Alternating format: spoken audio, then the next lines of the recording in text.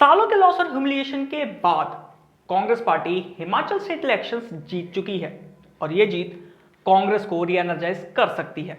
और the question is, ये जीत कांग्रेस के लिए इतने मायने क्यों रखती है? And the answer is, since the past 4 years Congress party 18 state elections हार चुकी है। In the past 8 years Congress party 222 electoral candidates, 177 MPs MLAs, 400 बड़े पॉलिटिशियंस और 6 राज्यों में अपनी बनी सरकारें खो चुकी है। जिन राज्यों में फिलहाल सरकार है, पिछले ही दिनों बड़े पॉलिटिकल क्राइसिस से गुजर चुके हैं और कोई श्योरिटी नहीं कि इन राज्यों में कब तक कांग्रेस की सरकारें हैं। इससे पहले हम कांग्रेस के फॉल के ऊपर एक वीडियो बना चुके हैं, अगर आपने नहीं देखी तो जरूर देखिए। लेकिन सवाल ये नहीं कि ये जीत कांग्रेस को कैसे इंपैक्ट करेगी, सवाल ये है कि क्या कांग्रेस की भारत जोड़ो यात्रा का इस इलेक्शन के ऊपर कोई असर पड़ा है और क्या कांग्रेस की भारत जोड़ो यात्रा उसे रिवाइव करने में सक्षम है। लेकिन इससे पहले कि हम आगे बढ़े, हमें सबसे पहले भारत जोड़ो यात्रा का एक ब्रीफ इंट्रोडक्शन लेना चाहिए। भारत जोड़ो यात्रा बेसिकली एक इनिशिएटिव है जिसकी शुरुआत कांग्रेस लीडर राहुल गांधी ने 7 सितंबर 2022 को कन्याकुमारी से की थी।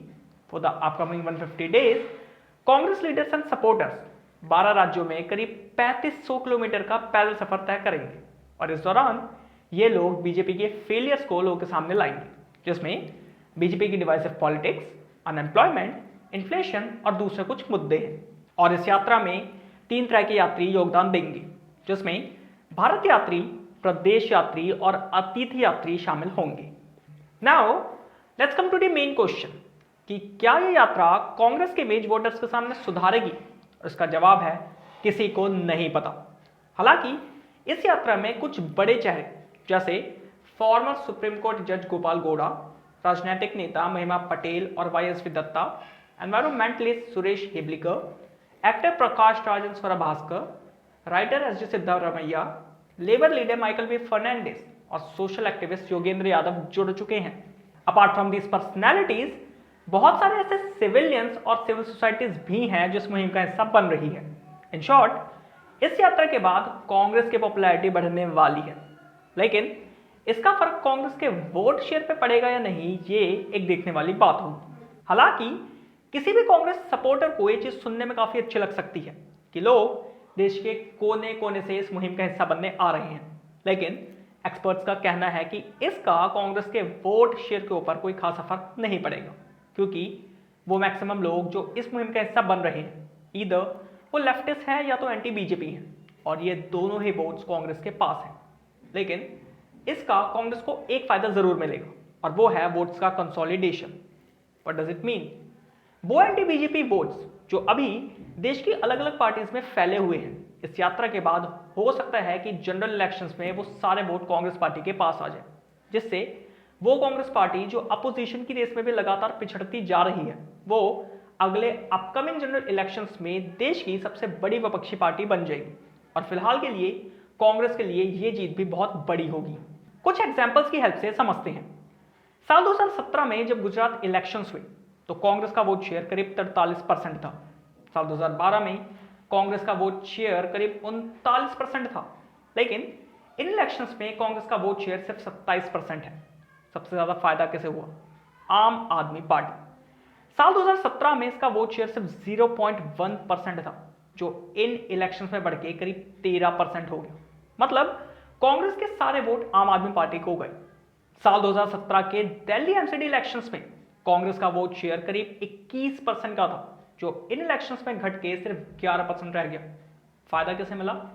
सेम आम आदमी पार्टी, जिसका वोट शेयर पिछले इलेक्शंस में सिर्फ 21% का था, जो बढ़ के इन इलेक्शंस में 42% का हो गया। ये सेम पैटर्न देश को ऑलमोस्ट हर एक स्टेट में सामने आ रहा है, जहां कांग्रेस का या एंटी बीजेपी वोट शेयर पूरा लोकल पार्टी लेके जा रही है और कांग्रेस के फुटप्रिंट्स लगातार वैनिश होते जा रहे हैं। You know what is the most interesting thing? इन सभी इलेक्शंस में लगातार बीजेपी का वोट शेयर भी बढ़ रहा है। मतलब कांग्रेस को इकलौती बड़ी पार्टी है जिसका वोट शेयर लगातार नीचे गिर रहा है। अगर हम इंडिया के बदलते पॉलिटिकल डायमेंशंस को देखें तो कांग्रेस पार्टी लगातार पिछड़ती जा रही है। इन दी रिसेंट इलेक्शंस आम आदमी पार्टी देश की 9वीं नेशनल पॉलिटिकल पार्टी बनने का क्राइटेरिया फुलफिल कर चुकी है। असेंबली इलेक्शंस में कांग्रेस पार्टी लोकल पार्टी से लगातार पिछड़ती जा रही है और ये हार जनरल इलेक्शंस में भी देखने को सामने आ सकती है, क्योंकि आज बहुत सारी ऐसी स्टेट पॉलिटिकल पार्टीज हैं जो गठबंधन में अपना पीएम कैंडिडेट उतारने को तैयार है और इस रेस में नीतीश कुमार, अरविंद केजरीवाल, केसीआर, शरद पवार और दूसरे कुछ पॉलिटिशियन शामिल हैं। और अगर ऐसा हुआ तो ये चीज कांग्रेस पार्टी को बर्बाद कर देगी। But how? Let me tell you, आज जनरल इलेक्शंस में जितने भी वोट पड़ते हैं वो सिर्फ दो आइडियोलॉजीज के बेसिस पे पड़ते हैं। पहली बीजेपी, दूसरी एंटी बीजेपी। नाउ बीजेपी का वोट बैंक सिक्योर्ड है जो जनरल इलेक्शंस में ज्यादा फ्लक्चुएट होता नहीं। इनफैक्ट बीजेपी का वोट शेयर हर जनरल इलेक्शन में बढ़ता है, लेकिन जो एंटी बीजेपी वोट्स हैं वो अलग अलग पॉलिटिकल पार्टीज में बढ़ते हैं। कांग्रेस जब तक इंडिया की सबसे बड़ी अपोजिशन थी तब तक कांग्रेस को जनरल इलेक्शन के सबसे ज्यादा वोट मिलते थे, लेकिन अगर 2024 जनरल इलेक्शंस में ये पार्टीज अपना पीएम कैंडिडेट देती हैं तो इसका फर्क कांग्रेस के वोट शेयर पे देखने को मिलेगा, उसी तरह जिस तरह गुजरात और दिल्ली एमसीडी इलेक्शंस में देखने को मिला है। Now the question is, Bharat जोड़ो यात्रा कांग्रेस की इस समस्या से बाहर निकलने में कैसे मदद करेगी? लेट मी टेल यू, पिछले कुछ इलेक्शन से कांग्रेस पार्टी कुछ बड़ी गलतियां कर रही थी। जैसे कांग्रेस पार्टी इलेक्शन कैंपेन्स ना के बराबर कर रही थी, पब्लिक के साथ जो एक पॉलिटिकल पार्टी का बॉन्ड होना चाहिए वो ऑलमोस्ट टूट सा गया था। जब बीजेपी और लोकल पार्टीज इलेक्शन कैंपेन में बिजी होती थी तो कांग्रेस के सपोर्टर्स या कांग्रेस के वॉलंटियर्स ग्राउंड पे मौजूद तक नहीं होते थे और कांग्रेस की टॉप लीडरशिप को लोगों ने ऑलमोस्ट एक मीम मटेरियल बना दिया था। स्पेशली जब हम राहुल गांधी की बात करते हैं, बीजेपी लगातार राहुल गांधी और कांग्रेस की टॉप लीडरशिप के ऊपर आरोप लगाती थी कि वो ग्राउंड पर उतरने के बजाय अपने एसी रूम्स में बैठ के सिर्फ ट्वीट करते हैं। लेकिन अब जब कांग्रेस की टॉप लीडरशिप खुद पैदल यात्रा कर रही है तो ये लोगों के साथ एक टूटे हुए बॉन्ड को फिर से मजबूत करेगा और ये चीज कांग्रेस की जरूर मदद करेगी जनरल इलेक्शंस में अपने वोट शेयर को कंसोलिडेट करने में। एंड इफ इट हैपन्स, ये चीज कांग्रेस पार्टी को रिवाइव भी करेगी। सो इन शॉर्ट, भारत जोड़ो यात्रा में वो पोटेंशियल है कि वो कांग्रेस को रिवाइव कर सकती है, लेकिन कंडीशन सिर्फ इतनी है कि इस यात्रा का सही तरह से इस्तेमाल किया जाना चाहिए। भारत जोड़ो यात्रा और कांग्रेस के रिवाइवल के ऊपर ये हमारा पर्सपेक्टिव है। आप इन सभी के ऊपर क्या सोचते हो ये कमेंट सेक्शन में जरूर बताओ।